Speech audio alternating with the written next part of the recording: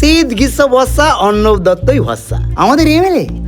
ও, আমি তো আসলে ভোট দিতে যেতে পারি না, কষ্ট করে কেমো নেবার সময়। হ্যাঁ না, ওসব ভোট ফোটের কথা বাদ দিন তো।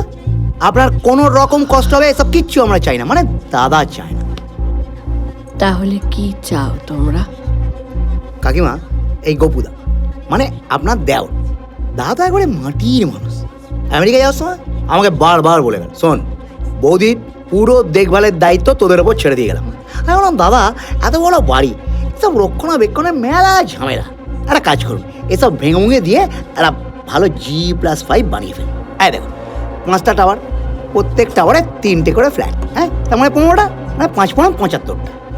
তো দাদা বললো ঠিক আছে, যদি বৌদি রাজি থাকে তাহলে রাজপুর বা সোনারপুরের দিকে একটা দারুণ করে ফ্ল্যাট করে দেবো। আর এখানে সব ফ্ল্যাট নয়, এখানে হবে সুপার স্পেশালিটি হসপিটাল,